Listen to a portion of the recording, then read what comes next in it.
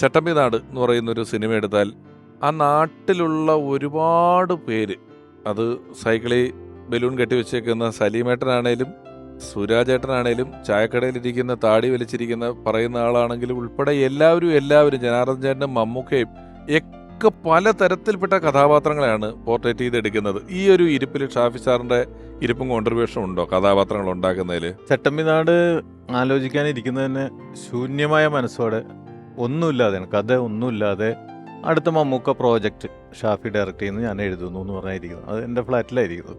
ഞങ്ങൾ ആദ്യമേ തൊട്ട് തന്നെ ഇങ്ങനെ ആദ്യത്തെ 3-4 ദിവസം കഥ തന്നെ സംസാരിക്കാറില്ല.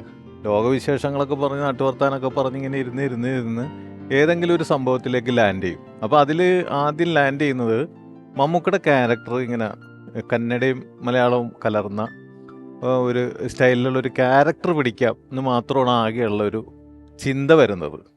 അങ്ങനത്തെ ഒരു അപ്പം വിധേയ എന്ന് പറഞ്ഞൊരു പടത്തിൽ മമ്മൂക്ക ആ ഒരു സ്ലാങ് നല്ല മനോഹരമായിട്ട് ചെയ്തിട്ടുണ്ട്. അപ്പോൾ അതൊരു ഇൻസ്പിറേഷൻ ആയിരുന്നു ഞങ്ങൾക്ക്. അങ്ങനെ വിധേയനുള്ള ക്യാരക്ടർ പോലെ അങ്ങനെ ആ സ്ലാങ് പിടിക്കാമെന്നത് മാത്രമുള്ള കഥ അതുമേന്ന് ആരംഭിക്കുകയാണ്. പിന്നെ ഞങ്ങൾ വിശേഷങ്ങൾ പറഞ്ഞിരിക്കും. ഇടയ്ക്ക് 3 ദിവസമായി കഥയിലേക്കൊന്നും പോയില്ല എന്ന് പറഞ്ഞു. പിന്നെ ഒരു കഥയുടെ ഒരു ബേസിലേക്ക് വന്നു.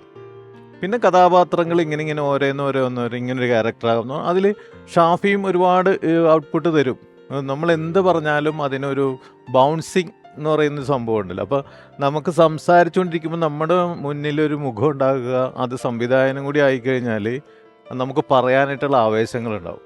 അത് കഴിഞ്ഞ് ഇടയ്ക്ക് പിന്നെ കഥയുടെ കാര്യങ്ങൾ വിട്ടിട്ട് പിന്നെ നാട്ടുവർത്താനത്തിലേക്ക് പോകും. നാട്ടുവർത്താനത്തിൽ പഴയ കാര്യങ്ങൾ, ഇപ്പം ഞാൻ എൻ്റെ ലൈഫിൽ നടന്ന പഴയ കാര്യങ്ങളും നാട്ടിൽ നടന്ന ചില സംഭവങ്ങളും ഷാഫിയുടെ പണ്ടത്തെ കഥകളൊക്കെ പറയുമ്പോൾ അതിൽ നിന്ന് ചിലപ്പോൾ ഒരു സാധനം അത് കൊള്ളാലോ, നമുക്ക് ഇതിൻ്റെ അകത്തേക്ക് ആ ക്യാരക്ടറൈസേഷൻ നമുക്ക് ഇതിൻ്റെ അകത്ത് പിടിക്കാം എന്നൊക്കെ പറഞ്ഞുകൊണ്ട് അങ്ങനെ മോൾഡ് ചെയ്ത് ഒരു ഷാഫിയുടെ മുന്നിലിരുന്ന് തന്നെ ഷാഫിയും ഞാനുമായിട്ട് തന്നെ പറഞ്ഞ് തന്നെ പലതും ഉണ്ടാവും.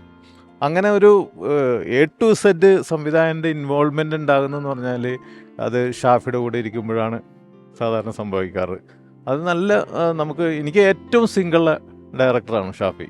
നിങ്ങൾ ഒന്നിച്ച് ഷാഫി സാറിന് ഏറ്റവും കൂടുതൽ ആവർത്തിച്ചിട്ടുള്ള എഴുത്തുകാരൻ? ഏറ്റവും കൂടുതൽ പടം ചെയ്തേക്കുന്നത് ഞാൻ 5 ചിത്രങ്ങൾ, 5 സിനിമകൾ കൂടുതൽ ചെയ്തേക്കുന്നത് ഞാനാണ്. അപ്പോൾ ഷാഫി എന്നെ പറയും എനിക്ക് വേണ്ടിയാണ് ഏറ്റവും കൂടുതൽ എഴുതിയേക്കുന്നത് എന്നുള്ള രീതിയിൽ പറയും. തുടങ്ങിയത് കല്യാണരാമൻ എന്ന് പറഞ്ഞ പടം സൂപ്പർ ഹിറ്റായിരുന്നു. ഞങ്ങൾ തമ്മിൽ അവസാനം ചെയ്തത് മേരിക്കൊണ്ടൊരു കുഞ്ഞാട് എന്ന് പറയുന്നതും അതും സൂപ്പർ ഹിറ്റായിരുന്നു. അങ്ങനെ തുടക്കവും അവസാനവും 2 ഹിറ്റുകളിലൂടെ ആയിരുന്നു ഞങ്ങളുടെ യാത്ര.